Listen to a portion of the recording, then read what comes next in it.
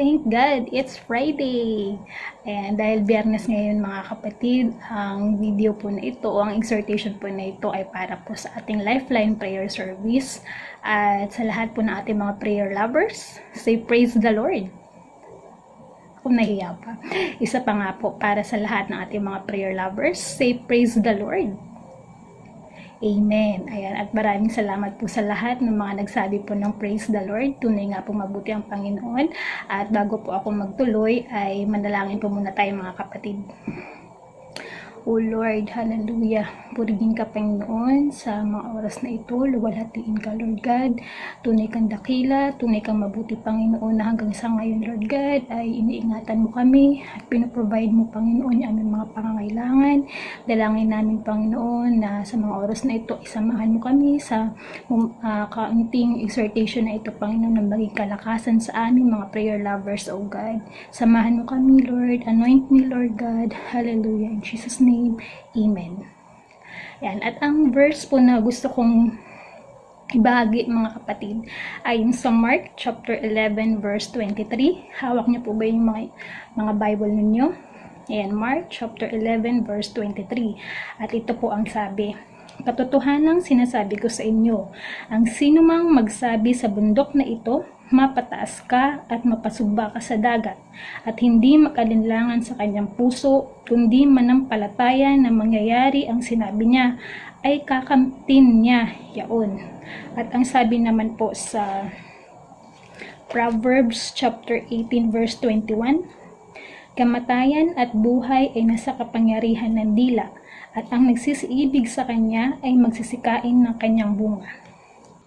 Alam niyo po, nung ako po ay na-advise na magbigay po ng exhortation para po sa ating prayer service, ay sinabi ko po talaga na kung ano yung gusto kong topic. At ito nga po yung declarative prayer o yung power in declaring the word of God in prayer.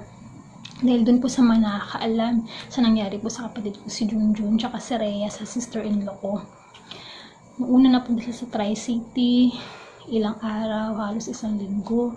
Tapos nalipat siya sa National Kidney. Tapos nung nandun na siya nalipat, biglang nag-text or nag-message sa akin si Junjun na sabi niya natutubuhan na daw si Rhea dahil nahihirapan na huminga. So kailangan mag-normal yung heartbeat niya para hindi siya malagyan ng tubo. Nung nabasa ko yung message niya, kasi kakarating ko lang from work, so dito sa bahay, pumasok agad ako sa kwarto, tapos nag-pray agad ako sa Panginoon. At ito yung talagang masasabi ko na grabe yung pina-experience na ginawa ng Lord sa akin. Dahil dun sa prayer ko mga kapatid, yung una, pagpikit ko pa lang, talagang umiyak na, magulhol na. Tapos talagang una, yung usual na prayer lang, yung paano tayo mag-pray.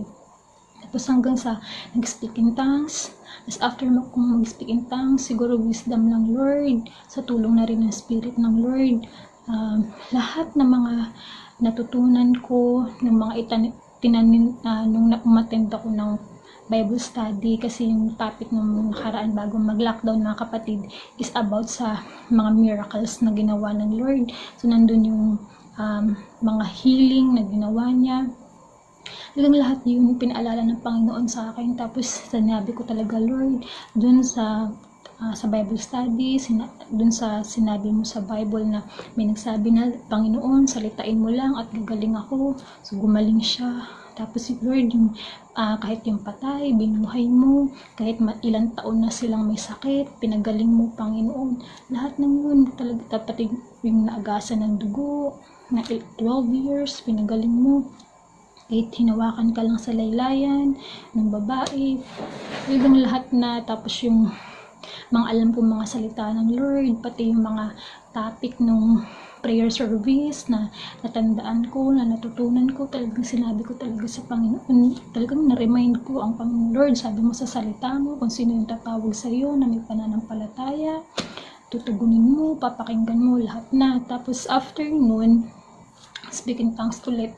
Tapos napansin ko, bigla na lang ako napataas ng ganyan ng kamay. Tapos iniisip sa isip ko, nasa halap ko si Rhea, nakahiga siya sa bed niya. Tapos pinagpipray ko talaga siya. Tapos naalala ko na sabi ni June, nagkaroon na ng problem sa heart niya, nagkaroon na ng problem sa may tubig yung baga, tapos yung pati sa kidney may problem na. Talagang for the first time, talagang sinabi ko talaga, inutusan ko yung puso. Sabi ko talaga, ikaw puso, ikaw baga, ikaw kidney, magkaisa kayo, gumaling kayo, mag-normal kayo. Talaga, parang kung siguro kung may nakikinig, parang sabihin, ano ba to? Pinagpipray nito, parang ganun. Pero talagang ako, alam mo yung feeling na, Lord, wala na talagang ibang pag-asa, kundi ikaw na lang talaga. Wala na akong ibang makakapitan, kundi ikaw na lang talaga. Alam mo yung ganun na lang yung nasa isip ko nung habang nagpipray ako, dinideclare ko na, Lord, salamat sa complete healing, salamat dahil makakalabas na siya. Tapos, after ko mag-pray, mga kapatid, yung feeling na physically, na-drain ako, talagang napagod yung katawan ko, na parang yung energy ko lumipat kay Rhea. Ganun yung feeling. Tapos, pero, spiritually feeling ko, lumakas ako. Kasi first time ko siyang maranasan na ganun talaga, mga kapatid. So, kaya ito yung gusto kong i-share sa inyo, mga kapatid, dahil na-experience ko siya, yung power in declaring the word of God in prayer, yung pagdi-declare natin sa mga salita ng Panginoon habang tayo ay nananalangin. So, ano ba yung sabi sa dictionary, mga kapatid, yung declare? So, ang declare is, ito yung to say something in a strong and confident way. Sa notes ni Pastor, to announce something clearly and loudly. Tapos yung sabi yung to reveal, di ba? Halimbawa, kung ikaw ay nagtatrabaho, kailangan i-reveal mo kung magkano yung sahod mo para alam yung tax na ibabawas sa'yo. So, bakit ito rin yung gusto kong i-share, mga kapatid? Kasi gusto kong malaman natin na yung pagkakaiba ng prayer, na usual lang na prayer natin, mga kapatid. Yes, may power sa prayer, pero iba yung power ng declaring the word of God in prayer. Iba siya. Diba nga ang sabi nga sa kailangan lang meron tayong pananampalataya habang dinideclare natin yung mga salita ng Panginoon. At ang sabi nga, diba, sa Proverbs na binasa natin kanina, kamatayan at buhay ay basahin natin, mga kapatid, sa Proverbs 18:21, kamatayan at buhay ay nasa kapangyarihan ng dila. So, may kapangyarihan yung dila natin, mga kapatid. So, piliin natin na we speak life, diba? So, may binigay dito na 4 points si Pastor. How will you make your Bible helpful in receiving answered prayer? At para makatulong sa atin, mga kapatid, na para tayo ay makapag-declare in a confident way at merong pananampalataya. So, una, read the Bible. Bakit kailangan nating magbasa ng Biblia, mga kapatid? Siyempre, ang Biblia ay ang salita ng Panginoon. Nandun yung mga salita niya at yung mga pangako niya. At whatever we declare, it should be backed up by the Word of God. Okay? So, hindi tayo pwedeng basa-basa na lang mag-declare ng kahit ano.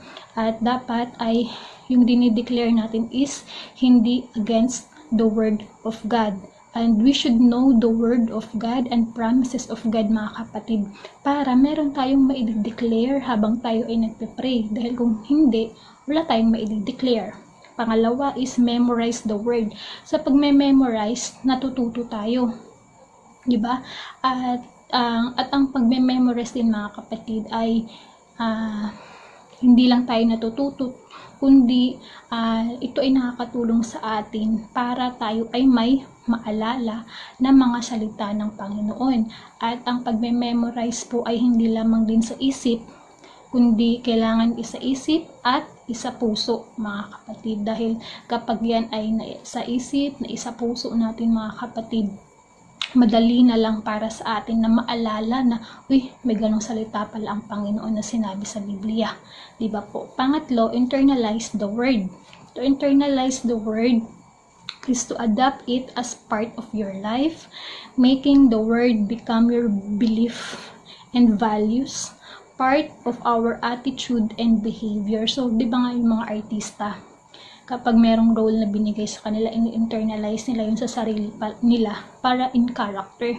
So ganun din po tayo. Pag in-internalize natin yung word of God, magiging part na siya ng buhay natin at magiging ganun na rin yung ating character, yung ating attitude and behavior po. At ang pang-apat is declare the word. So pag nag-declare ka mga kapatid, it is to pronounce, announce, make known, speak out, make it real. To declare is to see that what was said or promised can become true and real. Totoo mga kapatid. At sa pag-declare ng salita ng Panginoon, meron talaga siyang power mga kapatid. Kailangan lang pag nag-declare tayo ay meron tayong pananampalataya. Kasi di ba nga ang sabi sa Bible, ang sabi doon sa binasa natin Mark 11:23, ang sino mang magsabi sa bundok na ito mapataas ka at magpasugba ka sa dagat at hindi mag-aalinlangan sa kanyang puso, kundi manampalataya na may mangyayari ang sinabi niya, ay kakamtin niya yaon. So, kailangan pag nag-declare tayo ng Word of God, merong pananampalataya, nang sa ganun ay mangyari yung dineclare natin mga kapatid. So, kailangan masanay tayo or i-practice natin sa prayer life natin mga kapatid, yung pag-declare ng Word of God in prayer. Kasi, yun nga po, yes, may power sa prayer, pero iba yung power in declaring the word of God in prayer. Yung pinapaalala natin sa Panginoon na, Lord, ganito yung sinabi mo, ito yung salita mo, ito yung pangako mo.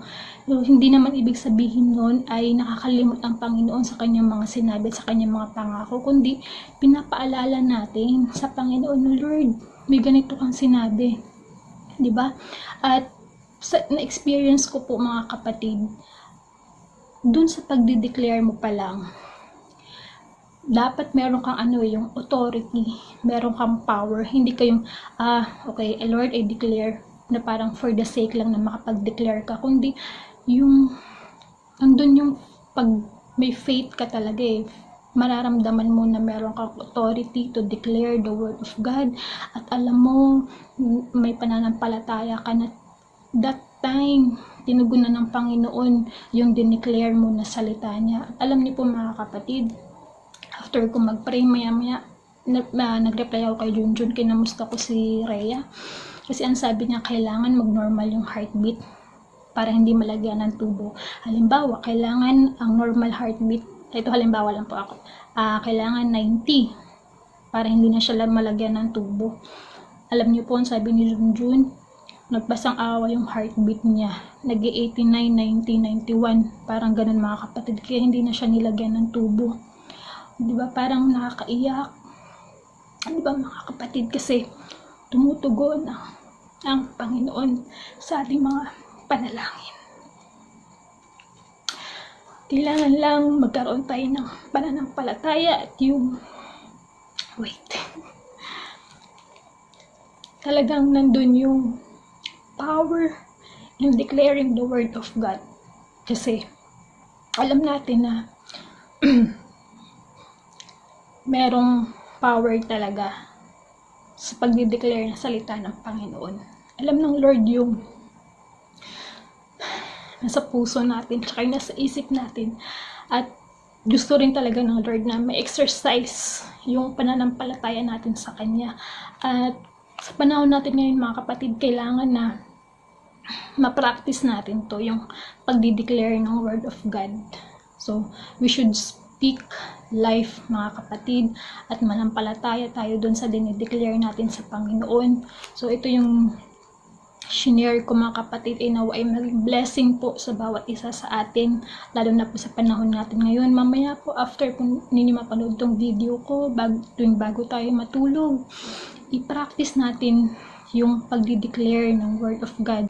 Shinare ko sa inyo mga kapatid yung experience ko, dahil not to glorify myself, hindi para mapataas yung sarili ko, kundi para ma-share sa inyo na iba yung power in declaring the word of God in prayer. Dahil alam ko na marami din namang nagpapray para sa sister-in-law ko, kasama na doon yung kapatid kong si June, kasama yung mga pamilya ni Rhea, kasama yung mga kapatiran natin na alam yung sitwasyon po nila mga kapatid. Ito ay nagpapatunay lang na pina-experience ng Lord sa akin yung mas iba yung power sa pagde-declare ng mga salita ng Lord habang tayo ay nananalangin po mga kapatid. Dito rin pumapasok yung kahalagahan ng pagdalo ng mga gawain, lalo na po yung ating hindi lang Sunday, kundi yung Bible study po natin every Wednesday, dahil dito po ay natututo tayo yung mga ginawa ng Panginoon at na-apply natin sa ating personal na buhay pag tayo ay nasa sitwasyon na pwede nating mai-apply yung mga natutunan sa Bible study, at lalo na po sa ating Lifeline Prayer Service po mga kapatid, dahil iba yung prayer na kapag tayo ay nagpe-pray sa house of prayer sa bahay ng Panginoon at sabay-sabay tayong nananalangin. Pag naririnig natin yung sabay-sabay na umiiyak na mga kapatiran, mas masarap po manalangin kasama yung mga kapatid. Di ba po mga kapatid? Tayo po ay manalangin. Lord, marami pong salamat sa oras na ito, Panginoon, na pinaisip mo sa amin, Lord, that there is power in declaring your word in prayer, O God. Salamat, Panginoon, sa katugunan ng aming mga panalangin, O God.